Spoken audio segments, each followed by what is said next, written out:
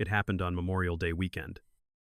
My only son, my flesh and blood, looked me square in the face and said, "You don't need this house anymore. Dad, we'll take care of it now." He smiled when he said it, like he thought he was doing me a favor. But by the 4th of July, I had lost access to every account I owned. My home was legally no longer mine. My identity, my autonomy had been signed away, and over $11 million worth of retirement assets were suddenly under someone else's control. They thought I wouldn't notice. They thought I was too old to fight back. They thought wrong. My name is Edward Lancaster. I'm 71 years old. I'm a retired federal judge with a 48-year legal career behind me. I've sentenced murderers, mediated billion-dollar corporate fraud cases, and taught constitutional law at Columbia. I've seen manipulation up close, but never did I expect it to come from my own family. If you've ever trusted someone with your house key and regretted it, hit that subscribe button now. You're not alone. And if you've ever been blindsided by family you loved, drop your city in the comments. I want to know where you're watching from, because this story, unfortunately, happens everywhere. Let me give you 3 things to watch closely in what I'm about to tell you. 1, a sealed envelope marked POA. 2, the smart lock logs from my front door. And 3, a dusty manila folder, hidden deep in my attic, labeled in my son's handwriting, "Dad's Decline." That folder changed everything. But first, you need to understand how we got here. You need to understand the years that led up to this betrayal. Because this wasn't random. It wasn't a misunderstanding. It was a slow, calculated, deliberate scheme built on guilt, aging, and entitlement. And it started long before Memorial Day. Back when I thought I was still in control of my life. Back when I believed that family meant protection, not power plays. I want you to imagine this. You've worked your entire life. You've played by the rules. You build something from scratch, not just wealth, but trust. You raise a son, give him every opportunity, support his dreams even when they fail. And then, one day, that son uses your kindness to quietly erase you from your own life. That's what happened to me. And it started with a smile, a smoothie, and a lie. Looking back now, I see it didn't start with a betrayal. It started with years of sacrifice mine. I worked hard. I mean truly hard. First as a civil rights attorney during the late 70s, then as a district judge, and eventually, I was appointed to the federal bench. I didn't come from money. I came from rules, responsibility, and grit. I miss birthdays, anniversaries, and most Thanksgivings. I worked Christmas Eve more than once. Why? Because I believed in duty, in justice, in giving my son a life better than mine.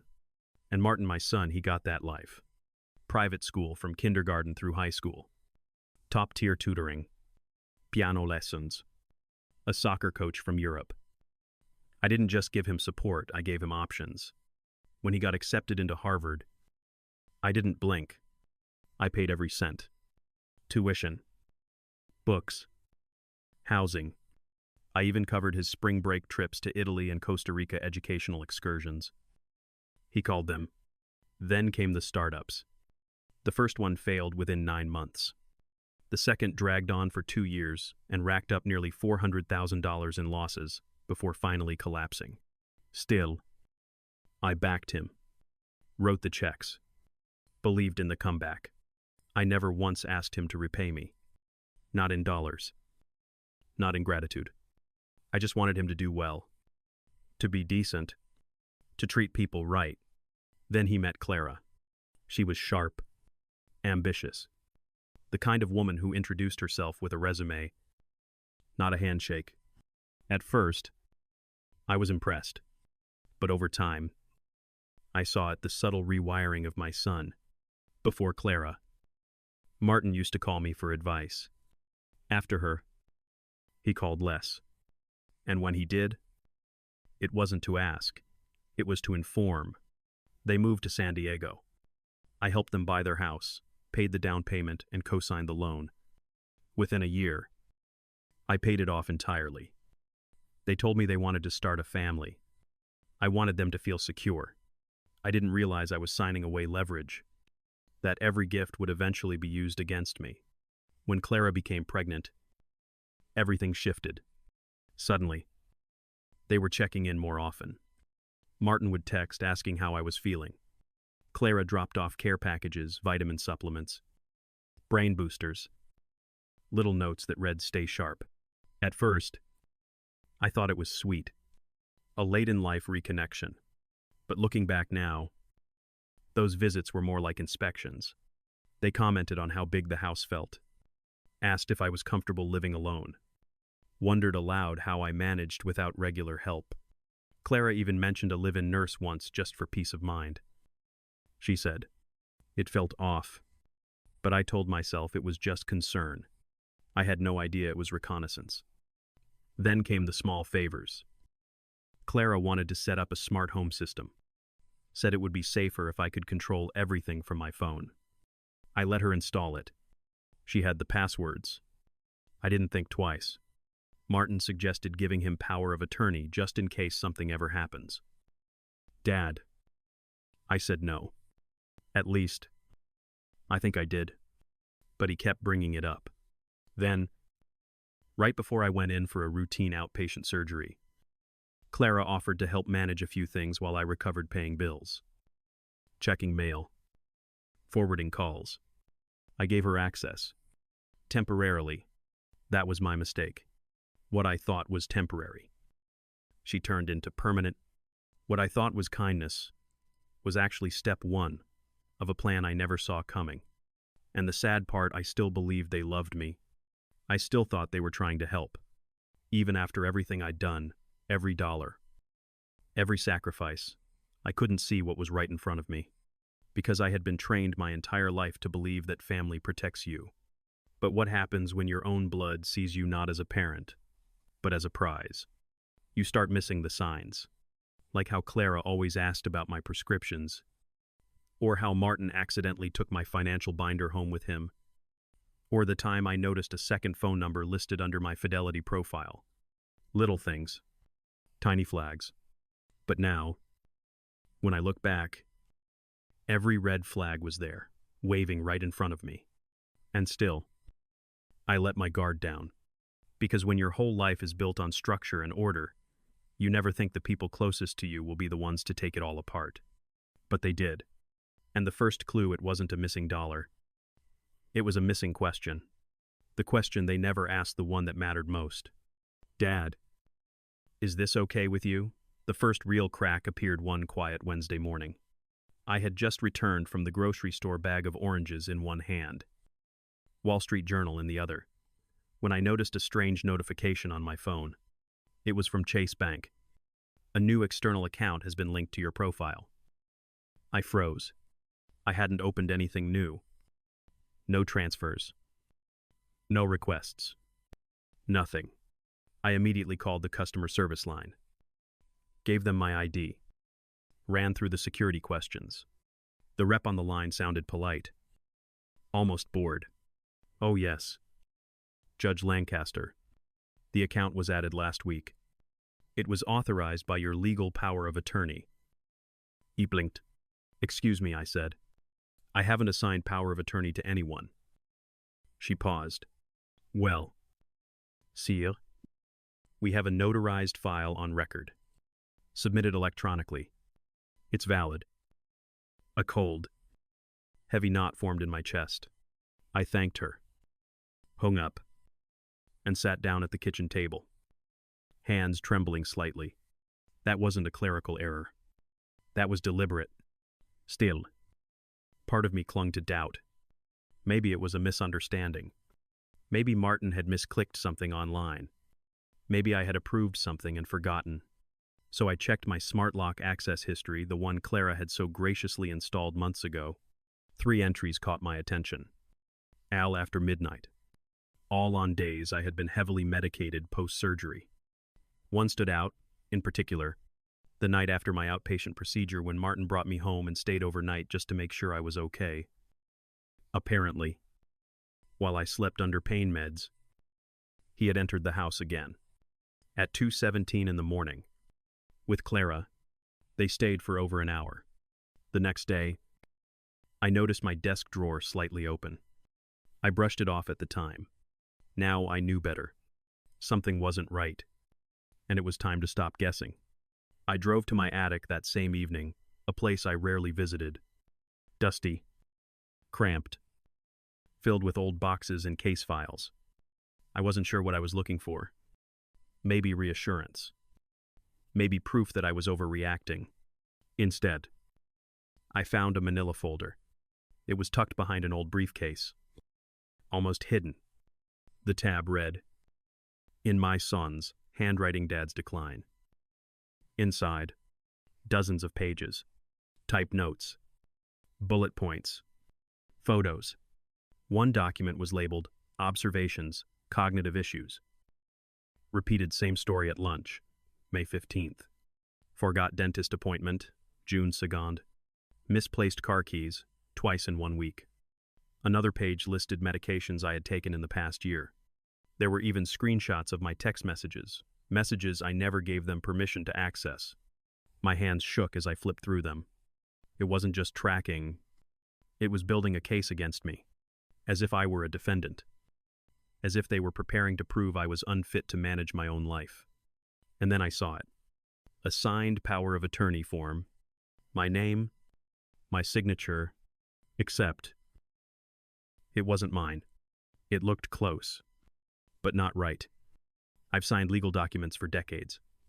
I know my own writing. This one was clean. Too clean. Precise. But off like someone had traced it. The notary listed Clara's cousin, a name I recognized from a holiday card 2 years ago. I took the entire folder and drove straight to Marcy, my old clerk. Now, a top elder law attorney in L.A. She reviewed the paperwork in silence, flipping slowly through the stack. After a moment, she looked up. "Edward, this is not just fishy. This is fraud. The signature's forged. The notary isn't independent. This is a setup." I nodded. My mouth clenched. "What's their endgame?" I asked. Though deep down, I already knew. She didn't hesitate. "They're trying to take control of your assets. Your estate. Everything." I sat back in the chair, stunned, but not surprised anymore. And that's when the fear I'd been ignoring turned into certainty. They weren't just waiting for me to grow weaker. They were helping it happen. And they'd already started taking things behind my back. After what Marcy showed me, I couldn't sleep. I paced the house like a ghost, turning over every memory, every interaction, trying to figure out when it all started. How long had they been working on this plan? How much had they already taken? The next morning, it got worse. I received a thick white envelope from Fidelity Quarterly Portfolio Summary. I sat down at the kitchen table, coffee in hand, and opened it slowly. My breath caught. $4.6 million. That's how much had been liquidated from my retirement accounts in the past 90 days. Not transferred. Not diversified. Sold. Gone. My hands trembled as I flipped the pages. I hadn't made any of these changes. But according to Fidelity, Edward Lancaster, operating under verified power of attorney, had personally authorized them. I knew immediately it was Clara.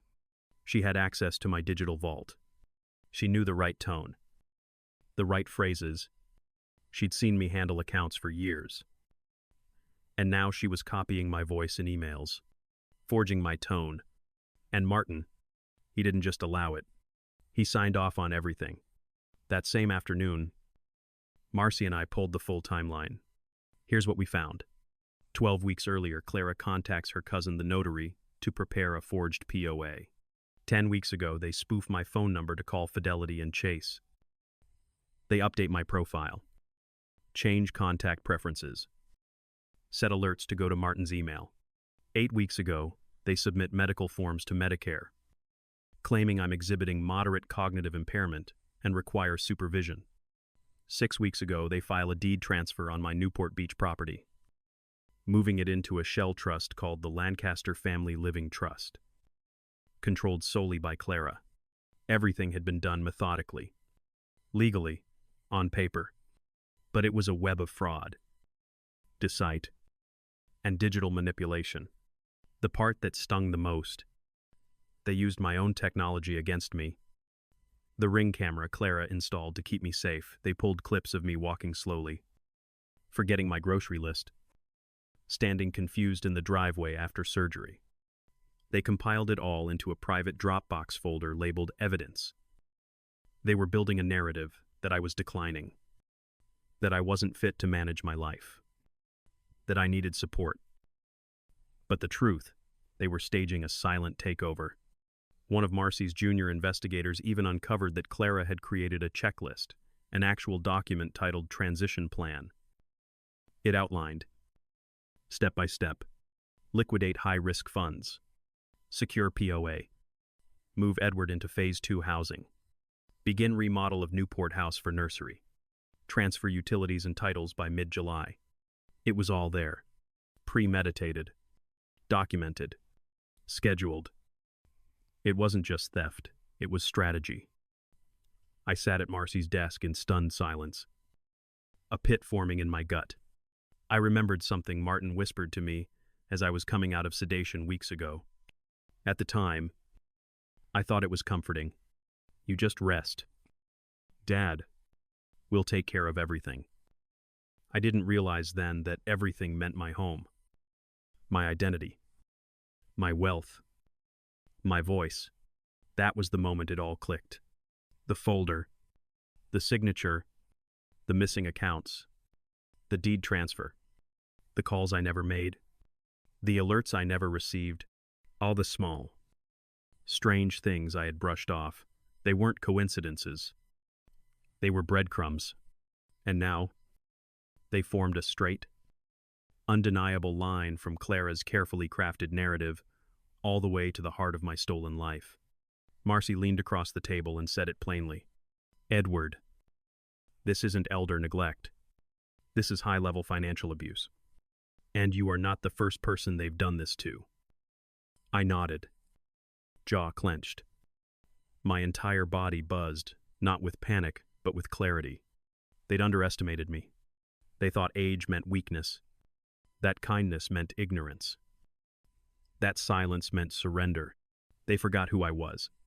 I'd spent 4 decades dissecting fraud schemes in federal court. And now, it was time to build my case.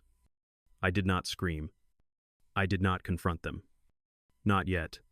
When you have spent 4 decades in courtrooms, you learn that the quietest person in the room often has the most power. I was done being passive. But I wasn't going to make their job easier by reacting emotionally. Instead, I built my case brick by brick. The first step was locking down my identity. Marcy connected me with a forensic accountant and a cyber investigator. Within 24 hours, we documented every unauthorized withdrawal, every suspicious login, and every midnight smart lock entry, dates, IP addresses, amounts all verified. We filed an emergency injunction through the probate court. That legal order froze every account tied to my name, including the shell trust Clara created.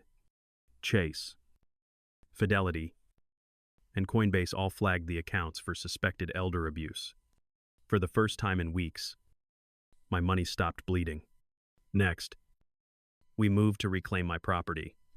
Using the forged deed transfer as evidence, Marcy filed a civil suit for fraudulent conveyance. The court issued a temporary restraining order, preventing Martin and Clara from making any further changes to the Newport Beach estate. Utilities and tax records were placed back under my name. The most satisfying part, doing all of this in silence. They had no idea the storm was coming. To their knowledge, I was still the frail old man they described in their transition plan. I smiled and nodded during their phone calls. Even let Clara drop off her organic smoothies like nothing had changed. Every time she walked up my driveway, she didn't know my security cameras were now recording for my case file. Meanwhile, the cyber investigator recovered the Dropbox labeled evidence. We pulled metadata showing exactly when and where each file had been uploaded. Galaris' laptop. Martin's phone. It was the digital equivalent of fingerprints.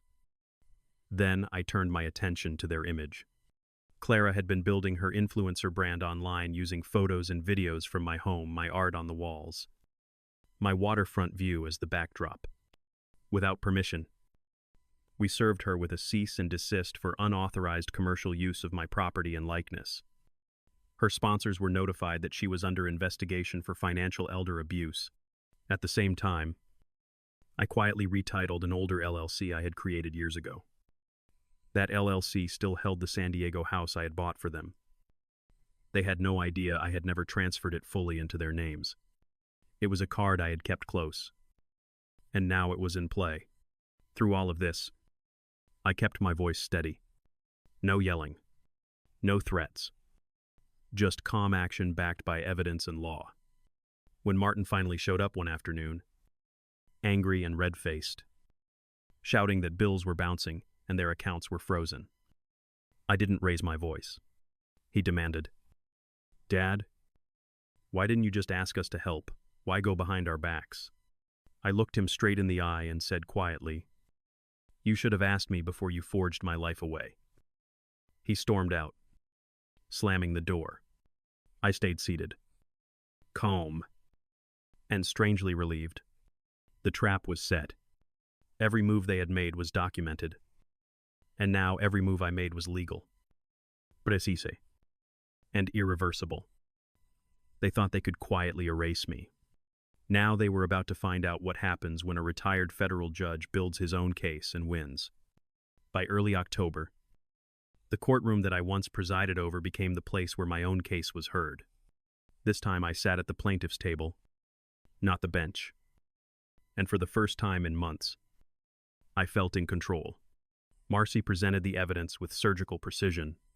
Forged signatures verified by handwriting experts. Midnight smart lock entries logged by Clara's own phone. The Dropbox evidence folder with timestamps and IP addresses. Even the notary testified that she signed off on the power of attorney without ever meeting me. There was no defense for any of it. The judge ruled swiftly. The forged POA was void. The fraudulent deed transfer was reversed. Every account Clara and Martin touched was ordered back under my name. The court's judgment required them to repay the liquidated assets over $11 million in total, plus penalties and legal fees.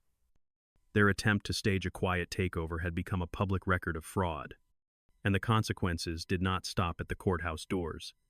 Within 2 weeks, Clara's influencer sponsors pulled out one by one. The cease and desist Marcy served worked faster than I imagined. Every photo and video she had ever posted from my home was taken down. Her brand collapsed overnight, and her followers started asking questions she could not answer. Martin's employer conducted its own internal review after seeing the court documents. He was terminated for violating ethical codes.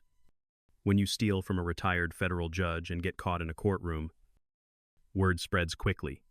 Their accounts remained frozen as court-ordered restitution began. I gave them 60 days to vacate the San Diego property they thought was theirs. When the deadline arrived, movers carried out their designer furniture while I sat quietly in my car across the street. It was not revenge. It was closure. Martin approached me one last time that day. He looked tired, defeated, no longer the confident son who once told me I didn't need my own home. "Dad," he said softly, "we were only trying to help."